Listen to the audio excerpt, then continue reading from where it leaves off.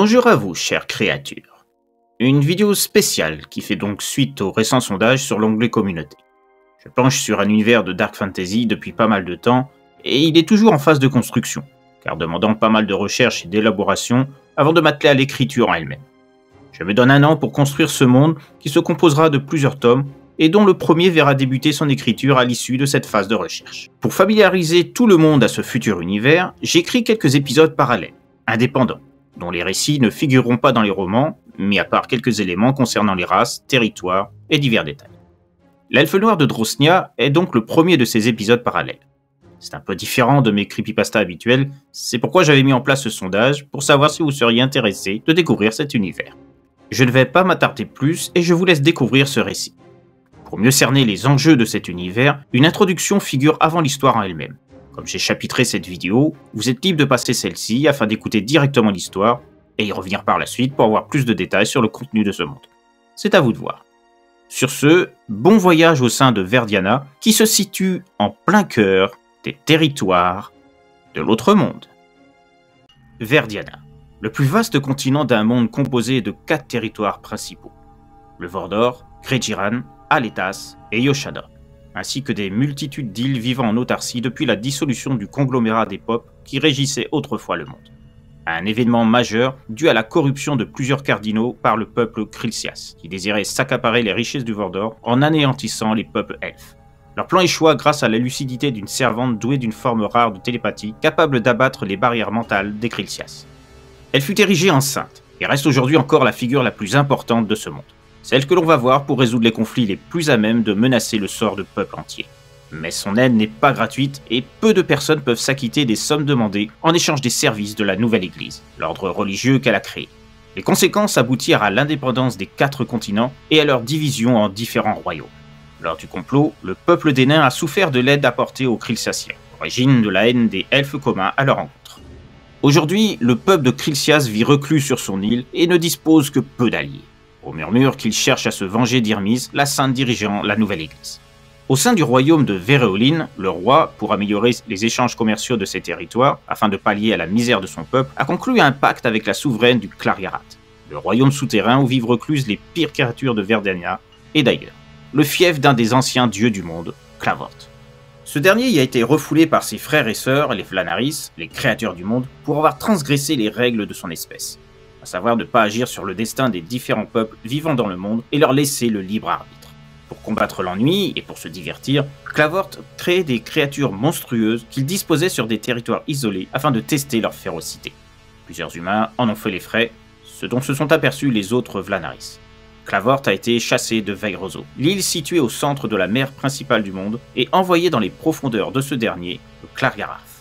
Une vaste étendue couvrant l'intégralité des territoires souterrains des mers et des continents. Interdiction lui est donnée de revenir à la surface et de s'occuper des affaires humaines. Mais Clavort a trouvé un jour la parade en la personne de Vinelda, la jeune princesse héritière du royaume des Odres.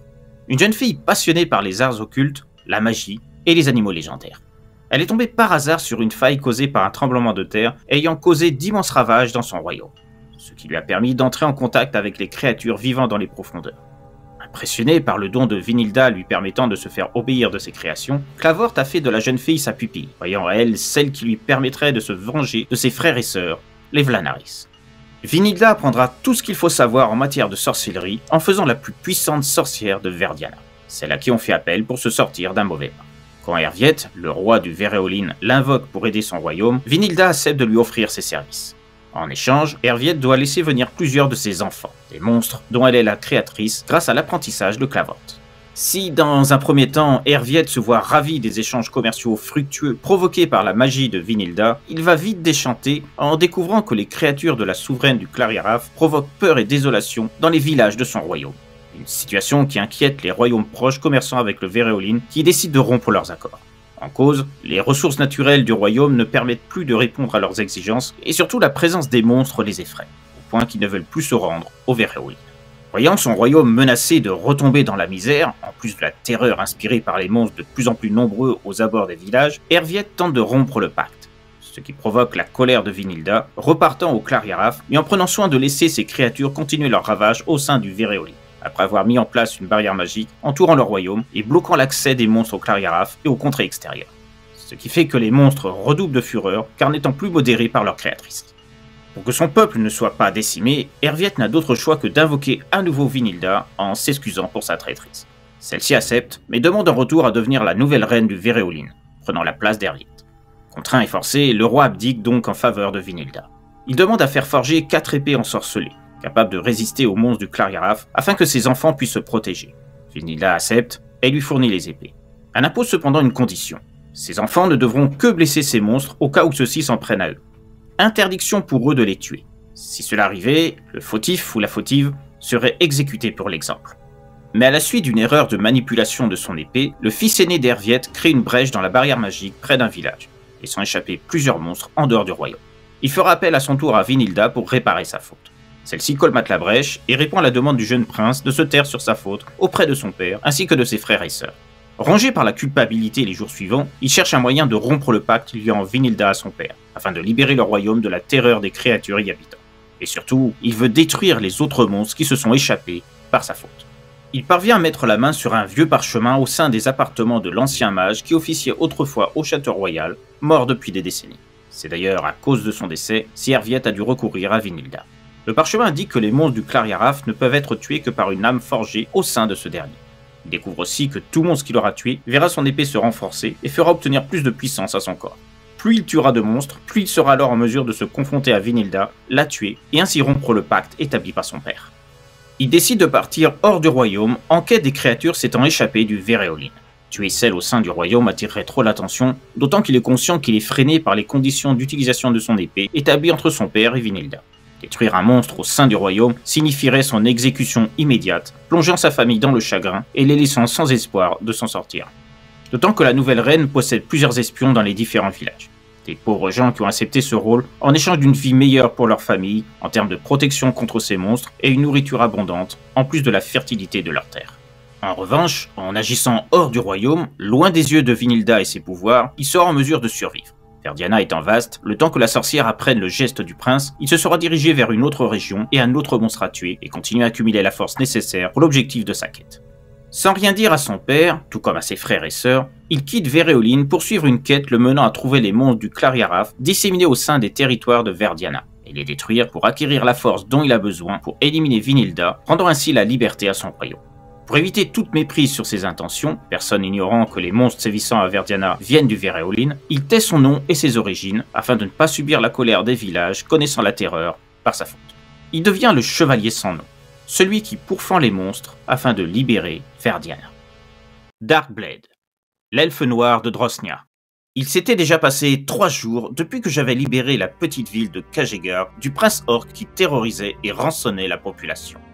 Un combat épuisant, dont je gardais la déception de n'avoir pu prélever les dents du colosse. La faute à ma lame, une fois de plus, trop efficace. J'avais prévu de seulement lui transpercer le foie, le seul point faible des Mourbags, un clan à part parmi les orques, capable de régénérer leur corps de façon presque instantanée et possédant des renforcements au niveau du cou, empêchant toute décapitation. En tout cas, avec une lame normale. Mais à cause d'un mouvement inattendu durant le combat contre le Mourbag, mes réflexes m'ont fait pivoter mon épée dans un geste de défense suivant un axe fatal. Résultat, tête tranchée nette.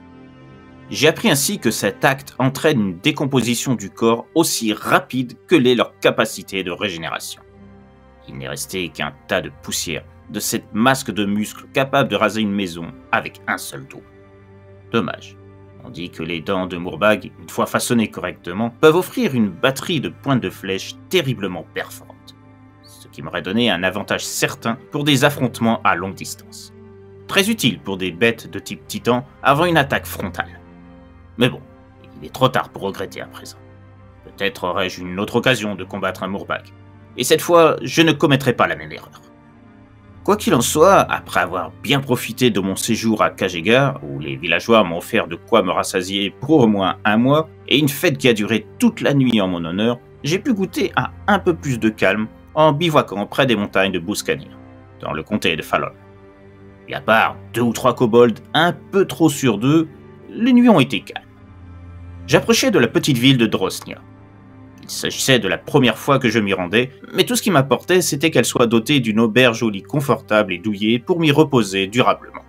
J'avais apprécié les honneurs qui m'avaient été faits à Kaghegar, mais on ne peut pas dire que mon corps a pu obtenir un sommeil vraiment réparateur à cause des festivités. Et les nuits à la belle étoile n'ont rien arrangé.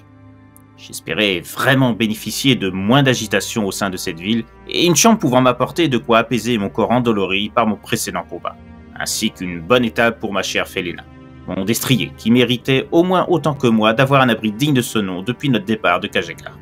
La première chose qui m'a surpris en entrant dans Drosnia, ce fut de voir les airs tristes des gens, me regardant comme si j'étais un cavalier de l'apocalypse venant achever le malheur semblant s'être abattu sur eux. C'était très étrange comme impression. Je voyais des commerces fermés en abondance, des enfants amaigris, des hommes demandant l'aumône un peu partout, un chapeau rapiécé maladroitement devant eux, vide de toutes pièces. Au vu de ce que je voyais, je me demandais s'il serait possible de trouver un établissement convenable pour se loger à Felena et moi, ne serait-ce qu'une nuit. Après plusieurs mètres d'un spectacle déprimant s'offrant à mes yeux, j'apercevais une auberge. Bien que montrant des murs effrités, l'aspect extérieur semblait plus accueillant que ce que j'avais vu jusqu'à présent. Je m'y arrêtai, et immédiatement un petit garçon vint à ma rencontre pour me proposer de m'occuper de ma jument. Il était en haillons et faisait peine à voir. J'acceptais qu'il prenne soin de Felena, et je lui remettais de quoi le payer pour le remercier de son futur service. L'enfant montrait des étincelles dans les yeux, comme s'il n'avait jamais vu une pièce d'argent de sa vie. Il donnait l'impression d'avoir reçu un trésor. Il m'a remercié plusieurs fois avant de prendre la longe de l'équipement de mon compagnon de voyage, puis il s'est dirigé vers l'étable jouxtant l'auberge. J'entrai dans cette dernière, et contrairement à ce que j'avais vu au dehors, il semblait y avoir une ambiance plus festive, plus chaleureuse en son sein, et surtout moins misérable que ce que j'avais vu des autres commerces de la cité à mon arrivée. Dès que j'eus posé le pied sur le plancher intérieur, cherchant une place où m'installer, je fus abordé par une jeune serveuse. Elle affichait un regard tout aussi enthousiasmant que le jeune garçon vu précédemment. Bonjour voyageurs, bienvenue à l'auberge de la Croisée des Chemins. Laissez-moi vous guider à une table digne de votre rang. Je vous remercie, c'est très aimable à vous. Elle me demandait de la suivre et m'installa à une table au bois étincelant. J'étais très surpris de voir un tel luxe, surtout en regard de la décrépitude des bâtiments s'affichant dans le reste de la ville. Que désirez-vous pour vous restaurer? J'observais la jeune serveuse. Elle affichait un grand sourire, certes, mais à bien y regarder, j'avais l'impression qu'il n'était pas vraiment naturel, comme s'il était forcé, et masquait le vrai ressentiment en elle. J'essayais de ne pas trop montrer mon impression en retournant le sourire à la jeune fille. Puis je lui précisai ma commande. Eh bien, dans un premier temps, une bonne chope de cidre. Je verrai plus tard pour le reste. Très bien, messire chevalier, je vous apporte ça tout de suite. Elle se hâtait de se rendre derrière le comptoir, où se trouvait ce que je devinais être la tenancier, puis s'affaira à honorer ce que je lui avais demandé. Messire chevalier. J'avais beau recevoir ce titre à chaque fois au gré de mes rencontres, ça me faisait toujours le même effet. À la fois nostalgique et empli d'une forme de tristesse dont je ne pourrais plus jamais me défaire. Pas avant d'avoir nettoyé ce pays de toutes les créatures venues du Clagarat et permis à mon père de faire revivre le Véréolin, ma terre natale. J'observais un peu mieux l'endroit. Tout ce présent semblait ne pas être des résidents de la ville. Les tenues portées par les habitants dehors m'avaient semblé être très loin de montrer les signes de richesse que je voyais sur les autres usagers de l'auberge. Plus je regardais, plus je supposais que cet endroit était sans doute le seul à être florissant dans toute la ville. S'il avait cet aspect rutilant, c'était sans nul doute dû aux sommes perçues par les étrangers de passage venus trouver un moment d'accalmie autour d'un verre. J'en étais encore à mes interrogations quand un homme vêtu encore plus richement que les autres s'approchait de ma table. Veuillez pardonner mon impudence, mais n'êtes-vous pas celui dont on vante tant les mérites à travers le pays, le pourfendeur de monstres, le chevalier qui n'a pas de nom? Je me tournai alors vers mon interlocuteur curieux. J'ai en effet ce privilège, bien que je ne m'attendais pas à avoir une réputation aussi flatteuse. L'homme esquissait un sourire, avant de me répondre. J'admire votre modestie vous concernant. Je connais plusieurs bardes ayant déjà composé vos exploits, en ballades fort jolies et passionnantes à entendre. Mais trêve de flatterie. J'aimerais vous proposer une mission. Contre une forte somme, cela va sans dire. Au même moment, la jeune serveuse était revenue, posant ma chope sur la table et indiquant le prix à payer. Me souvenant de la joie du jeune palefrenier d'auparavant, j'offris une pièce d'argent en paiement de ma boisson. C'était beaucoup plus que le prix demandé. Et la jeune fille montrait des yeux d'étonnement, semblant la figer sur place. Oh, merci, noble chevalier. Et si vous avez besoin de tout autre service, n'hésitez pas à me le dire. Je vous servirai en priorité. C'est noté. Merci à vous. À peine la petite serveuse repartie, je la voyais courir derrière le comptoir, montrant la pièce à la patronne et me désignant du doigt. Je vis alors cette dernière m'adresser des remerciements avec ses mains de là où elle était. Ça donnait l'impression que, malgré la richesse apparente de ceux qui étaient présents dans l'auberge, peu de clients devaient offrir plus qu'il ne fallait pour boire. C'était troublant. Là-dessus, j'en avais presque oublié mon mystérieux interlocuteur. « Oh, excusez-moi, je suis confus. J'avais oublié votre demande. Asseyez-vous, je vous en prie, et dites-moi de quoi il retourne. » Vous êtes tout excusé. Je vous en prie, noble chevalier. Il s'installait à son tour, puis reprit. J'ai pu remarquer votre étonnement à la réaction de Sigrid. Elle n'a pas l'habitude de recevoir de telles sommes pour une simple chope, et je suppose que l'apparente pauvreté de la ville n'a pas dû vous échapper. L'homme évoquait un aspect qui n'avait pas manqué de m'interroger. Je pressentais que j'allais savoir ce qui était la cause de toute cette misère, en dehors de l'auberge où nous nous trouvions. En effet, je ne nie pas que cela m'a surpris.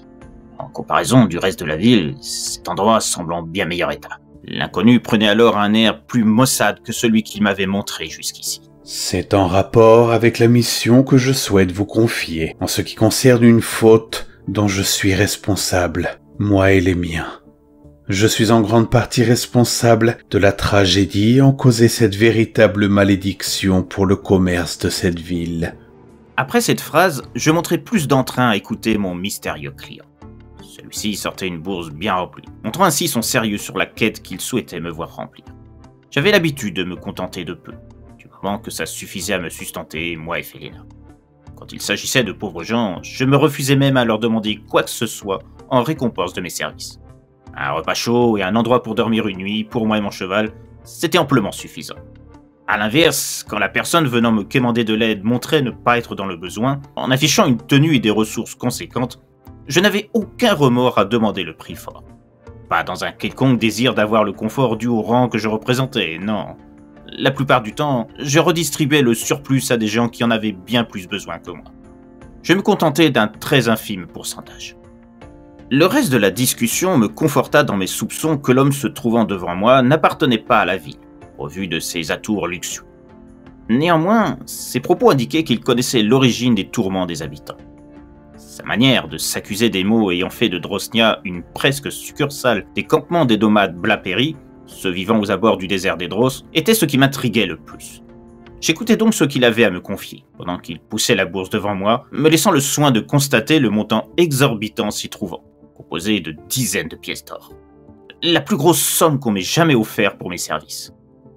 L'ennemi à battre devait donc être un sacré morceau, et je commençais à me demander si je serais à la hauteur du défi à venir. Ce n'est qu'un acompte pour vous inciter à accepter la tâche que je m'apprête à vous révéler. Elle ne sera pas facile, je tiens à vous prévenir. C'est pourquoi elle justifie une telle somme. Vous aurez la même quantité une fois votre mission achevée. Je sais que vous saurez en venir à bout. La flatterie était belle. L'homme savait y faire en matière de motivation et de compliments, tout en s'assurant que je sache à quoi m'en tenir. Ce qui était un gage de qualité que peu de gens de son rang offraient habituellement, étant plus familiers du mensonge et des infos quelque peu erronées. Quand il n'omettait pas de préciser des éléments primordiaux à la bonne conduite du futur affrontement, pouvant conduire à des complications parfois fort désagréables. Ce qui avait bien failli me conduire de vie à trépas plusieurs fois par le passé. Dites-moi plus, vous m'intriguez. Quel rapport peut-il bien y avoir entre la pauvreté de cette ville, la malédiction dont vous parlez, et vous?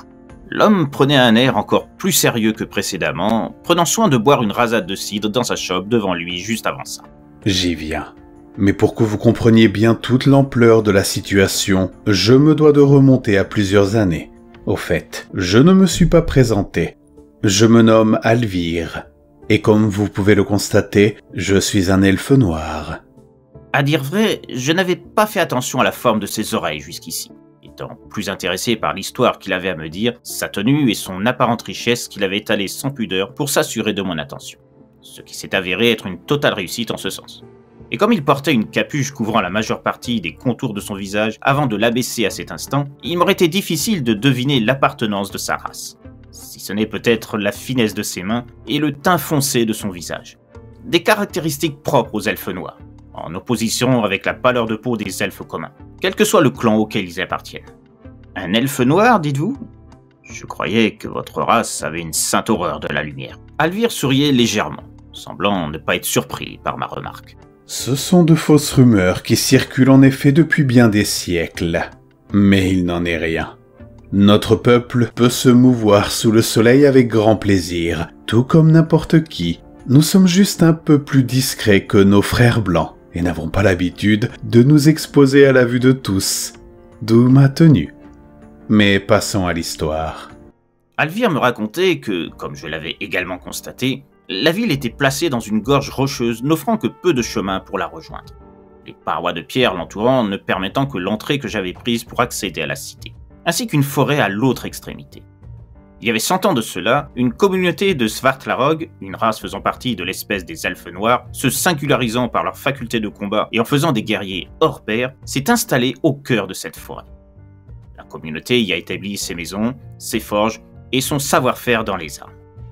Les Svartlarog, tout comme les autres espèces d'elfes noirs, sont connus pour l'exceptionnelle qualité de leurs armes, aux lames capables de trancher des rochers comme on coupe du papier et infliger d'énormes dégâts au corps d'un ennemi lors d'un combat. Très vite, la nouvelle de leur présence a fait grand bruit, car c'était la première fois que des Svartlarog venaient sur le continent. La raison en était fort simple. Le Vordor, où ils vivaient précédemment, avait subi de lourds changements climatiques. S'y a rajouté des séismes et des tempêtes violentes ravageant la région. Ce qui fait que leur contrée devint très vite invivable pour leur race. Il y avait bien la solution de s'installer dans les régions voisines, mais cela les aurait obligés à cohabiter avec les autres races d'elfes communs avec qui ils étaient en conflit depuis des siècles. Ceci à cause du commerce que les Svartlarog effectuaient avec les nains, une race détestée par les elfes classiques. Beaucoup croient qu'étant de la même espèce, d'un point de vue général s'entend, elfes communs et elfes noirs sont similaires, à part leur couleur de peau et leur forme de magie différents l'une de l'autre. Sans oublier les excroissances sur leur front, plus ou moins apparentes suivant les individus. Des excroissances qui faisaient peur aux autres peuples du Vordor, à l'origine de massacres importants de leur race par le passé. À cause de tout ça, les Svartlarog n'ont eu d'autre choix que de s'exiler vers Verdiana, le continent où je voyage de royaume en royaume, de région en région. Alvir faisait partie de ce clan s'étant installé dans la forêt de Drosnia. Il était chargé de trouver des clients pour les armes forgées par son peuple, très prisées par les différents seigneurs de Verdiana. Cependant, les Svartlarog avaient des principes. Les armes qu'ils forgeaient ne devaient en aucun cas être vendues à des elfes communs qu'ils savaient vivre dans des contrées voisines de la région où ils s'étaient établis. Tant que ceux-ci restaient là où ils étaient, et qu'ils ne cherchaient pas à acheter des armes auprès d'eux, les Svartlarog acceptaient cette cohabitation lointaine.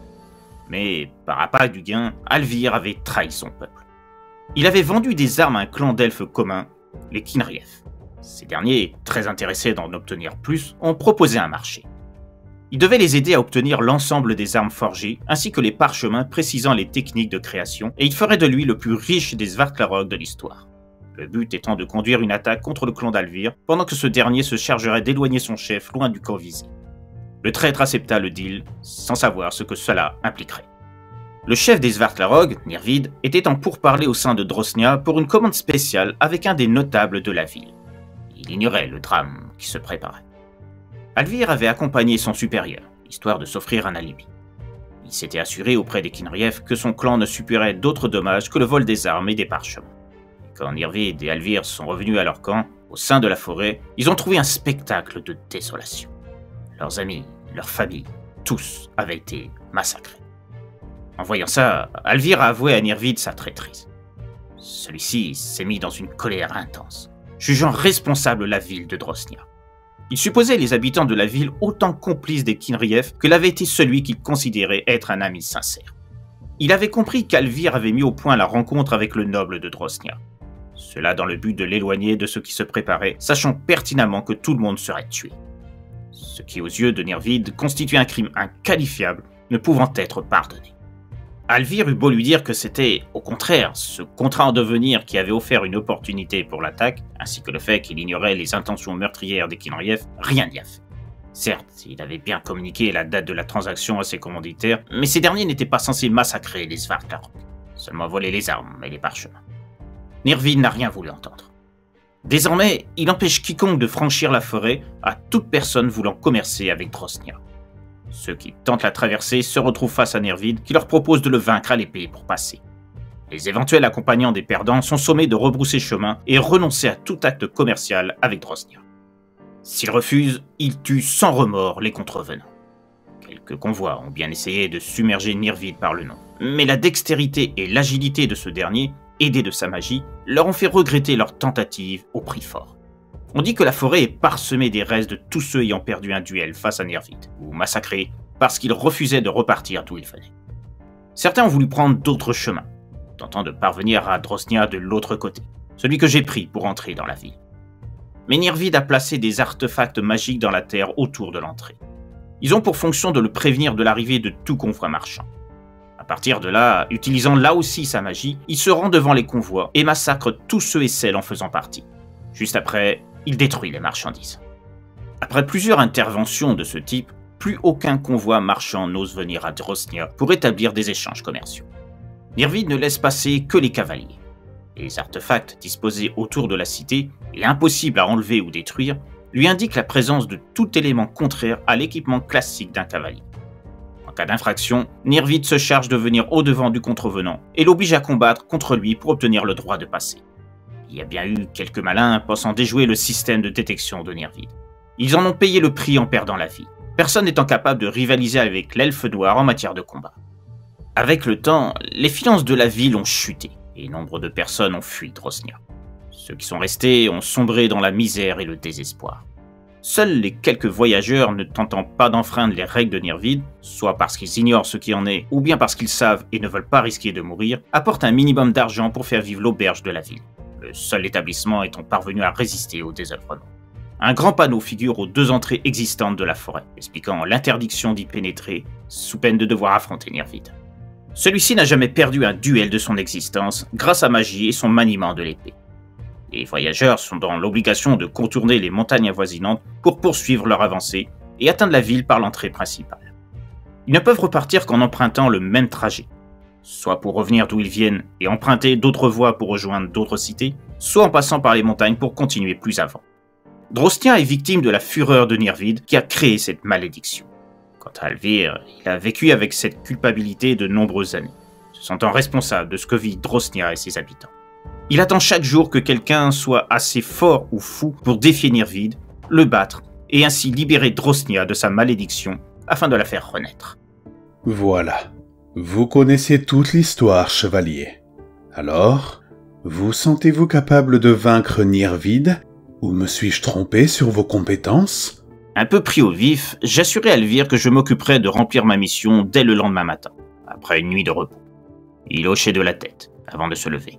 Tout Drosnia compte sur vous, chevalier. J'espère que demain vous m'apprendrez que Nirvid a été vaincu.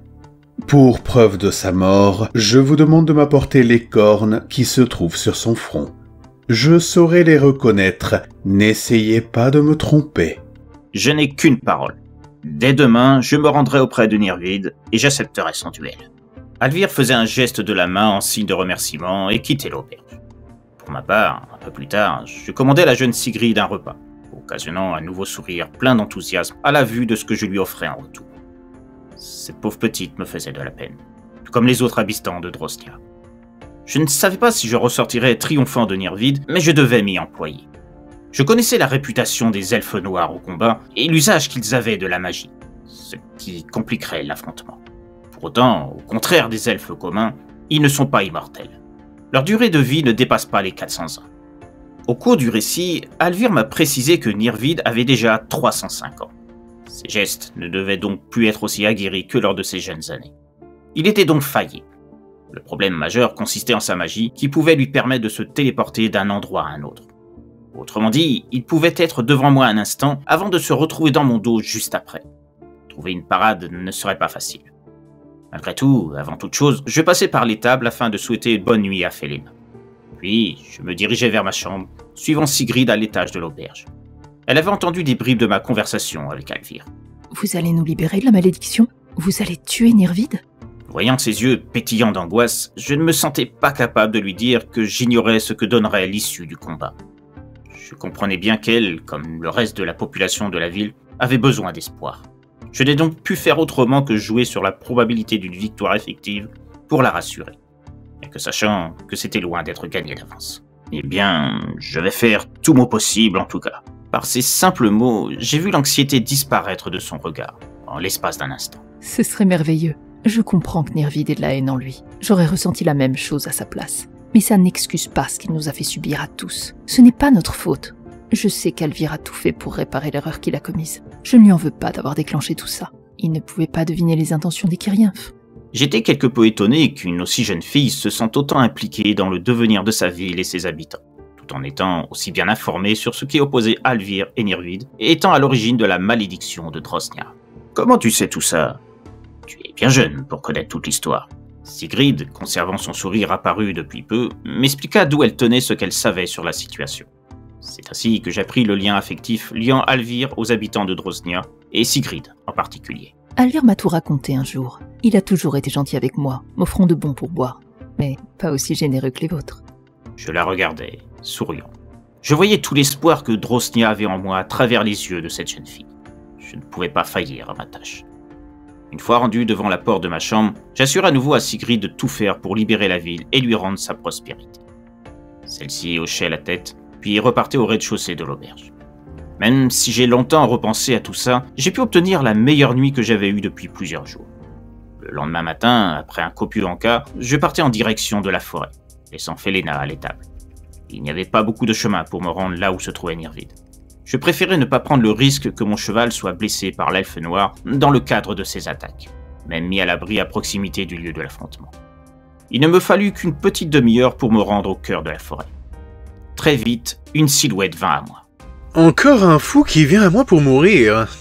N'êtes-vous pas tous lassés de vouloir me défier? Il se trouvait devant moi, Nirvid. J'avais été assez impressionné de la taille d'Alvir, qui devait bien faire dans les 1m80, mais ce n'était rien en comparaison de Nirvid, avec ses presque 2 mètres de hauteur à vue d'œil. Un détail qui ne m'avait pas été précisé. Néanmoins, je ne montrais pas mon appréhension et défiais ouvertement mon futur adversaire. C'est ce qu'on dit souvent de moi. J'avoue avoir plaisir à l'être. Plus encore quand il s'agit de libérer une ville du fléau qui l'empêche de vivre sereine. Je suis venu libérer Drosnia définitivement de votre fureur. Entendant mes mots, Nirvid éclatait de rire, montrant son amusement face à ma hardiesse. Voilà qui est intéressant. Je n'ai encore jamais affronté de vrai chevalier. Encore moins avec une telle assurance dans ses propos face à moi. Tu as la même arrogance que les autres, mais je sens quelque chose de différent en toi. Tu es donc prêt à mourir pour cette ville de traîtres? Ne voulant pas montrer les craintes invisibles qui me submergeaient, n'ayant jamais affronté un adversaire du calibre d'un elfe noir, je continuais sur ma lancée d'homme sûr de lui. S'il y a quelqu'un qui doit mourir aujourd'hui, ce ne sera pas moi. Riant à gorge déployée à nouveau, Nirvid s'approchait peu à peu, commençant à sortir son épée. Celle-ci comportait une lame encore plus noire que la mienne. Tellement que j'en venais à me demander si elle avait été forgée, elle aussi, à l'aide d'un charme magique comme l'avait fait mon père sur la mienne. Mais l'heure n'était pas aux suppositions. Je devais me concentrer sur l'affrontement à venir. Très bien, nous allons voir ça. J'aime quand un combattant fait preuve d'autant de foi en lui. Ça me donne encore plus de plaisir de briser ses espérances, une fois que je l'ai mis au sol et qu'il sait qu'il va mourir. Soit, que le duel commence, chevalier. Il fonçait sur moi à une vitesse incroyable. J'évitais de justesse son premier coup, manquant de me déséquilibrer. Plusieurs fois, j'ai dû faire preuve d'une vigilance intensive pour ne pas me retrouver la gorge tranchée. Je n'avais jamais affronté quelqu'un d'aussi rapide. Chacun de ses coups était d'une précision irréelle, faisant vibrer la lame de mon épée avec une telle force que je pensais qu'elle allait se briser. J'avais beau savoir que ça ne pouvait pas arriver, du fait de sa protection magique issue des ténèbres du Clarirat, je ne pouvais pas complètement écarter cette possibilité.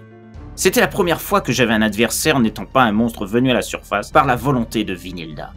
Mon adversaire du jour possédait une intelligence bien supérieure à une créature ne vivant que pour la destruction et rien d'autre.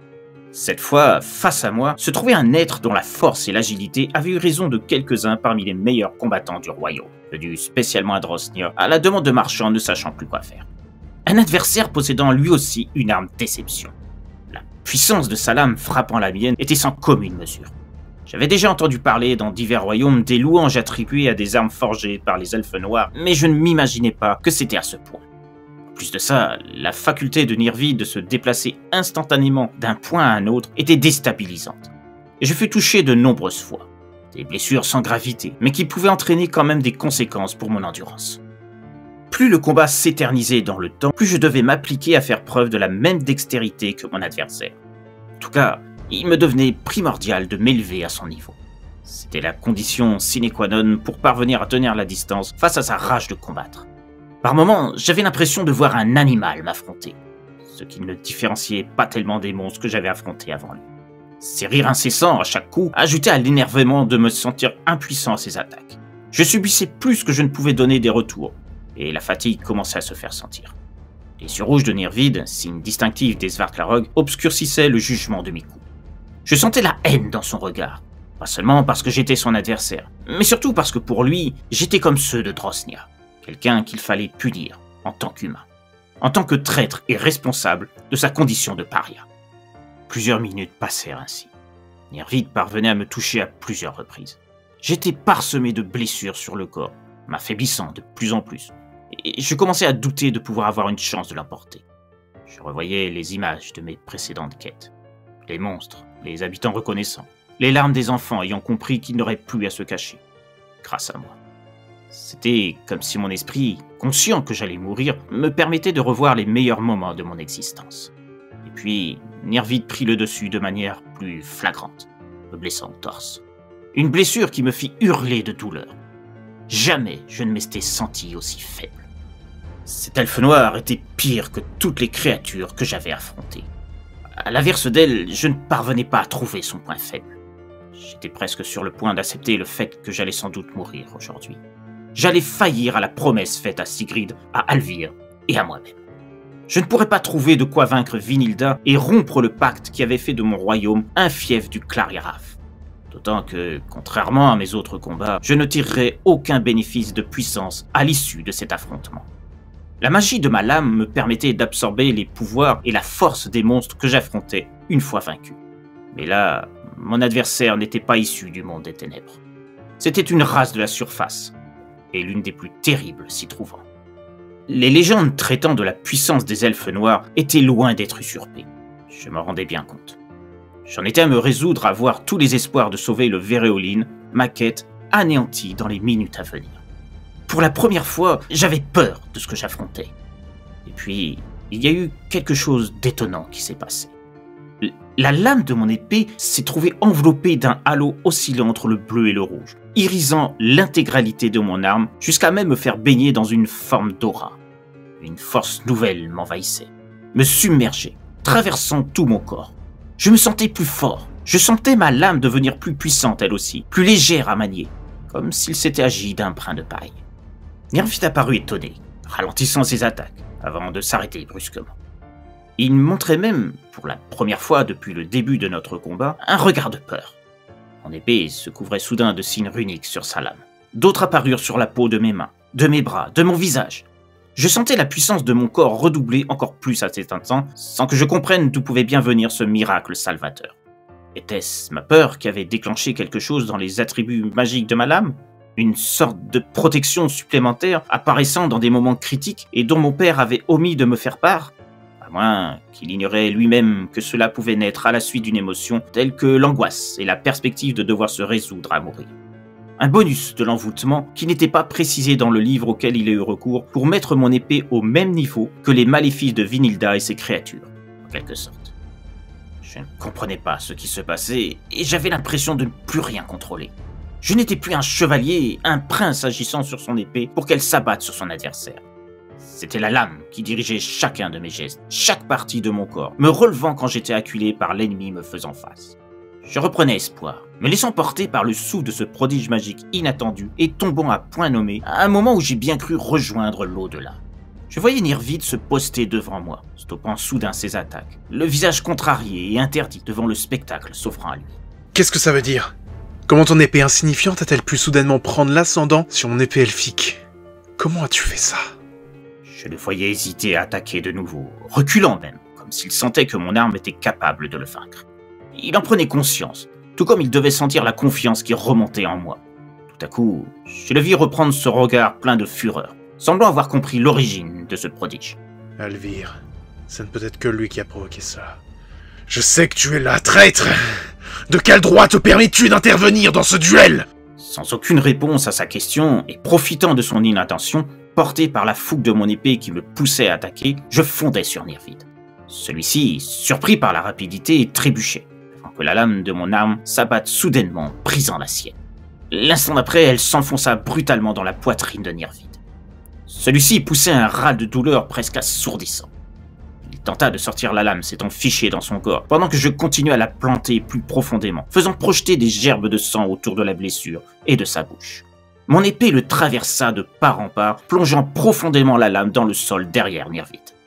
Au bout de quelques minutes, alors que je restais dans cette position tout en surveillant une possible contre-attaque de mon adversaire, l'elfe noir affaissa la tête. Ses bras firent de même aussitôt après. Il était mort. Son corps ne montrait plus aucun signe de vie.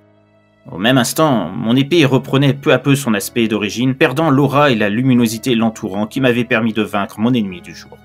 Je sentais la force m'ayant envahi auparavant quitter peu à peu mon corps. Je sortais la lame du cadavre.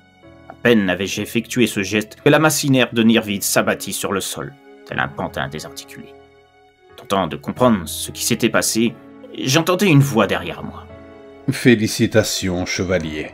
Vous êtes vraiment à la hauteur de votre réputation. Vous venez de rendre sa liberté à Drosnia. » Je me retournai et voyais Alvir, tout souriant, sortir de derrière un bosquet proche. « Vous ? Alors, ce que disait Nirvid pendant le combat, c'était vrai ? Comment vous avez rendu mon épée comme ça ? Et cette force que j'ai ressentie ?» Alvir s'approchait, ne quittant pas des yeux le cadavre de celui qui avait été son ami, son chef de clan, celui qui l'avait trahi. Puis, redirigeant son regard dans ma direction, il s'adressa de nouveau à moi. « Je suis un Svartlarog, de la race des elfes noirs, ce qui fait que, comme Nirvid, je peux utiliser une forme de magie, celle dont je viens de vous faire bénéficier. » J'étais complètement dépassé par la situation. J'avais des dizaines de questions qui envahissaient mon esprit. Au même moment, j'ai remarqué que les runes antiques, qui s'étaient gravées sur la lame de mon épée durant l'affrontement, n'avaient pas disparu, contrairement à celles qui parsemaient mon corps durant le combat qui, elles, s'étaient totalement estompées. Quant à la force m'ayant envahi, bien que disparate, je ressentais encore sa présence en moi. M'arrachant à mes questionnements, je voulais avoir des éclaircissements sur ce qui s'était passé et pourquoi j'avais bénéficié de ce traitement de faveur, qui semblait ne pas avoir complètement disparu. Je ne comprends pas. Si vous étiez en mesure d'arrêter Nirvid avec votre magie, pourquoi ne l'avoir jamais fait avant ? Alvir était arrivé à mon niveau. Il jetait un nouveau regard sur le corps de celui qui terrorisait Drosnia depuis des mois, puis s'employa à répondre à ma question. Tout simplement parce que je suis un piètre combattant et que personne avant vous n'avait le niveau nécessaire pour affronter Nirvid de manière efficace. Je suis ce qu'on pourrait désigner comme étant un cas désespéré en tant que bretteur. Aucune disposition au combat, que ce soit à l'épée ou à main nue. Ce qui a fait de moi une sorte de sous-elfe aux yeux de nombre de membres de mon clan. Ça a fait partie des raisons qui m'ont poussé à trahir les miens, sans ressentir d'état d'âme. Seul Nirvid croyait en moi, mais pour d'autres compétences, comme la magie elfique. Il avait fait de moi son bras droit, ce qui peut vous laisser imaginer l'ampleur de sa déception en apprenant ce dont je m'étais rendu coupable. Se rapprochant du corps de Nirvid au sol, Alvir rajoutait. « Je vous dispense de couper ses cornes, chevalier. Ce n'est plus nécessaire. J'ai pu constater sa mort, et par là même la fin de la malédiction de Drosnia. Un grand merci à vous. » Il sortait alors une bourse de sa poche et la lançait à mes pieds. « Comme promis, voici l'autre moitié pour votre travail. Drosnia vous sera éternellement reconnaissante. Je m'arrangerai pour que l'auberge où nous nous sommes rencontrés porte désormais votre nom. C'est bien peu en regard de l'exploit accompli. Sur ce, je vous laisse, chevalier. J'ai fort à faire. Je dois maintenant prévenir partout que le chevalier sans nom a libéré Drosnia, ce qui fait que le commerce est à nouveau possible. » Alvir s'apprêtait à repartir quand il vit ma mine déconfite en observant les runes sur la lame de mon épée. Il comprenait que je m'interrogeais sur tout ça. Le sort que j'ai jeté sur vous et votre arme sont définitifs. Les runes ne peuvent pas être effacées.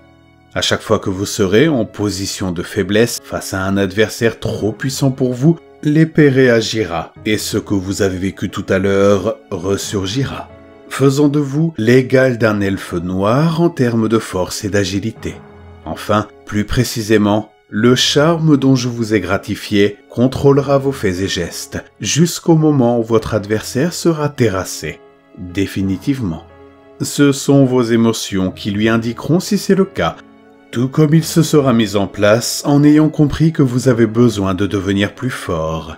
Encore un peu abasourdi par la révélation d'Alvire, je m'apprêtais à demander autre chose. Mais Alvire devança ma question.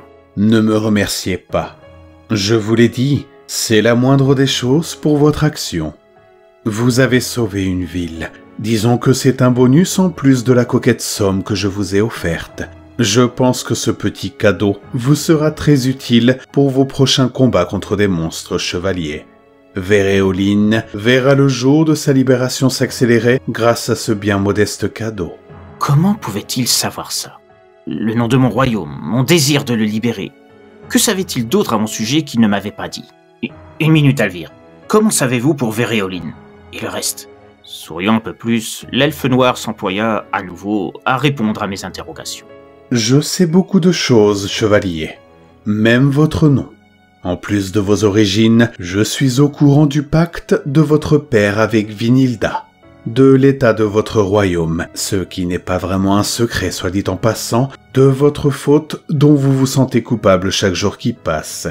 Mais ne vous inquiétez pas, je ne divulguerai jamais tout ce que je sais. Pour toute personne en dehors de vous et moi, vous resterez le chevalier sans nom. Je pense avoir prouvé toute la confiance que vous pouviez avoir en moi. Reprenant un air maussade, il poursuivit. Je me suis juré de ne plus jamais trahir qui que ce soit jusqu'à la fin de ma longue existence. Je me chargerai d'enterrer ce cher Nirvide. Le souvenir de ce qu'il a fait par ma faute, ce sera mon fardeau toute ma vie. Vie que j'emploierai à réparer tous les torts dont je suis responsable. Drosnia doit revivre, et vous venez de poser les bases de ce plan qui est le mien. Je n'ai pas le droit de m'éteindre tant que cette ville n'aura pas retrouvé sa splendeur d'antan. Sur ce, chevalier, je vous laisse. Profitez bien de mon petit cadeau. Vous êtes désormais un autre homme. Il repartait alors en direction de la ville, me laissant quelque peu sous le coup de la surprise et me remettant avec peine de la fatigue du combat. J'observais à nouveau mon épée, scrutant les runes, et tentant de ressentir la présence de la force en moi, ce pouvoir invisible qui coulait désormais dans mes veines. Alvire avait raison. Voilà qui me serait bien utile. Moi qui avais craint de livrer un combat inutile à ma quête, car Nirvide n'était pas un monstre du Clariarat à même de me transmettre sa force à sa mort, j'ai gagné bien plus que tout ce que je pouvais espérer. Je n'arriverai jamais à remercier assez Alvire pour ce présent. Je crois en lui. Je sais qu'il ne trahira pas mon secret. En ce jour, je peux dire que j'ai rencontré un homme sur qui je peux compter. À mes yeux, il a toutes les compétences pour devenir un vrai ami. Si tant est qu'il accepte de le devenir et qu'il range définitivement son sentiment de culpabilité au fond de lui. C'est tout le mal que je lui souhaite. Je ne sais que trop bien ce qu'est ce fardeau pour en être moi-même propriétaire. C'est la raison pour laquelle nous sommes sûrement amenés à nous entendre durablement. Je regardais le corps étendu de Nirvide et reprenais à mon tour le chemin de l'auberge. Sur le trajet, je devinais qu'Alvire avait déjà colporté la nouvelle. Les habitants me regardaient avec des sourires qu'ils ne portaient pas lors de mon arrivée la veille dans la ville. À l'auberge, Sigrid se blottissait dans mes bras, ne cessant pas de me dire merci, les larmes aux yeux. La patronne, qui était la mère de la jeune fille, insista pour m'offrir un repas, sans rien vouloir comme paiement. J'étais un peu gêné au vu de la misère englobant la ville, mais je finis par accepter. En revenant dans ma chambre, j'eus une nouvelle surprise. Il y avait une lettre disposée sur mon lit. « Cher chevalier sans nom, j'ai oublié de vous préciser un petit détail qui a son importance. Le sort qui est en vous désormais a une autre faculté. Si vous avez besoin d'un conseil pour quoi que ce soit, ou tout simplement envie de parler avec quelqu'un sans retenue, puisque je suis le seul à connaître votre secret, il vous suffira d'exprimer en pensée le désir de me voir, et je le saurai. Je ne suis pas télépathe, contrairement à d'autres races d'elfes. Je ne pourrai donc pas communiquer avec vous par la pensée pour vous répondre. Mais si vous pensez à moi fortement, en faisant apparaître une image de mon visage dans votre esprit, j'en serai averti. C'est compliqué à expliquer, mais je vous garantis que cela fonctionne. Le signal reçu me fera voir une image de l'endroit où vous êtes, ce qui me permettra de savoir où me diriger. Je ne peux pas me téléporter sur de longues distances, et il faut que je connaisse l'endroit pour le faire. Il me faudra donc voyager une partie du chemin pour me rapprocher de vous et pratiquer la téléportation. Je ne sais pas si vous pouvez me considérer comme un ami. Après tout, je reste celui qui a trahi son peuple, juste par appât du gain. Mais si je peux devenir un confident pour parler de votre passé, une oreille attentive à votre propre culpabilité, ce sera un honneur pour moi. Une dernière chose, les runes qui sont gravées sur la lame. Elle signifie « celui qui libérera Verdiana ». Bonne chance à vous, chevalier, et peut-être à bientôt. Alvir. Je restais sans voix, ne pouvant m'empêcher d'observer à nouveau les runes de mon épée. Un libérateur. Je ne sais pas si je mérite ce titre, mais pourquoi pas. Ça sonne bien en tout cas. Merci pour ce beau cadeau, Alvir, si tu m'entends. Après ça, je m'affalais sur le lit, complètement épuisé par mon combat et les émotions qui ont suivi. Le lendemain, je repartais de Drosnia avec Felena, sous les acclamations de tous ceux et celles que je croisais. Je savais que je devrais être blasé de ce genre de spectacle. Je l'avais déjà tellement vécu. Mais c'était toujours un sentiment de fierté d'avoir redonné de l'espoir à des gens ayant connu l'oppression et la peur. Jusqu'à présent, c'était de petits villages qui avaient profité de mes talents de combattant. Et une ville de l'envergure de Drosnia, c'était une première. Ça me rendait encore plus heureux d'avoir sauvé tous ces gens. Je gardais toutefois l'étrange impression de n'avoir pas fait grand-chose. Malgré mes talents de bretteur, ça restait le sort d'Alvir qui avait fait l'essentiel de la tâche. Je me sentais presque l'âme d'un imposteur du coup. Pour autant, je préférais garder ce sentiment pour moi. Ces gens voyaient en moi un héros, et je ne pouvais pas les décevoir en leur disant la vérité sur ce qui s'était vraiment passé. J'adressais un signe de merci au fur et à mesure que j'avançais vers la forêt, désormais libéré de tout danger. Tout le monde pourrait à nouveau l'emprunter sans le moindre risque, et les convois marchands pourraient reprendre leur route. Le corps de Nirvine n'était plus là. Alvir avait dû se charger de le faire enlever. Mais déjà, j'oubliais quelque peu Drosnia et la joie de vivre qui allait y régner dans les jours, les semaines, les mois, les années à venir, pour mieux me concentrer vers l'horizon et les nouveaux monstres qu'il me restait à affronter pour arriver au bout de ma quête. Elle n'aurait de fin que quand j'aurais décimé l'intégralité de ceux s'étant échappés du Véréoline par ma faute. C'était également pour cette raison que je me trouvais satisfait sans l'être à chaque créature tuée. Les malheurs de ces gens qui ont subi la peur et le désespoir, c'était moi le responsable. Voir leur sourire revenir sur leur visage était une satisfaction, bien sûr. Mais si je n'avais pas été à l'origine de la brèche, ils n'auraient jamais connu la terreur dans leur cité. Ils n'auraient jamais vu un proche mourir par la main d'un des cauchemars vivants que j'ai libéré involontairement. Cette quête, elle était ma rédemption. Mon chemin de croix pour arriver à rendre la tranquillité à Verdiana. Et l'espoir de détruire Vinilda afin que les miens puissent goûter à nouveau à la joie de vivre, eux aussi. Je ne suis plus seul désormais. J'ai quelqu'un qui sait ce que je ressens, qui comprend ce que c'est de ressentir la culpabilité et qui peut m'aider dans ma tâche. J'ai beaucoup gagné aujourd'hui. Des centaines de sourires d'un coup, un nouveau pouvoir et un ami. Quoi me donner du baume au cœur pour mon prochain combat. Prochaine étape, Dorjor. Je sais que les marais qui entourent le village sont devenus le domaine d'un Karog à 3 têtes. Une calamité qui prend plaisir à tuer toute forme animale se trouvant sur ce qu'il considère comme son territoire. Le gibier vient à manquer et il y a eu plusieurs cas de bêtes retrouvées éventrées et vidées de leurs organes au sein même des enclos se trouvant près du village. Le signe distinctif de cette monstruosité et la preuve que cette créature a cessé de se contenter des proies venant à elle. Elle se déplace pour trouver sa nourriture. Quand le bétail aura été décimé, elle s'en prendra aux habitants. Je me dois d'agir avant que ça arrive là. Il y a 6 jours de trajet pour arriver à Dorjor. 2 villages précèdent la localité. De quoi faire profiter de mes largesses quelques malheurs. J'ai déjà laissé l'intégralité d'une bourse offerte par Alvir à Sigrid et sa mère, avec promesse d'en faire profiter ceux et celles qui en avaient le plus besoin. J'ai bien cru qu'elles allaient s'évanouir sur le coup en voyant toutes ces pièces d'or. Je n'ai jamais vu quelqu'un autant pleurer de joie en si peu de temps. Ça me donne aussi le temps de m'entraîner à maîtriser mon nouveau pouvoir. Me laisser contrôler par mon épée me pose un souci en tant que guerrier. Je dois absolument apprendre à avoir le dessus et reprendre les rênes. Et pour ça, je dois aussi domestiquer mes émotions, au cas où je me retrouve dans une position où je devrais recourir à la force en moi et au pouvoir des runes. Le chevalier sans nom se doit de ne pas ternir son nom en cédant à la facilité. Alors, en attendant d'atteindre Dorjor, ce sera mon prochain objectif. Voilà que se termine ce premier volet de Darkblade. J'espère que vous avez eu autant de plaisir à l'écouter que j'en ai eu à l'écrire. Vous en savez désormais un peu plus sur le protagoniste de cet univers et sa quête.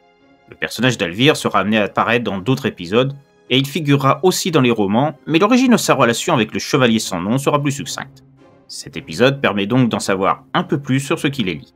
Je compte publier aussi par la suite un recueil recouvrant les épisodes parallèles de la saga, afin d'apporter un petit plus à ceux et celles qui la découvriront en premier par le biais des romans, et qui n'ont donc pas connaissance de la chaîne YouTube.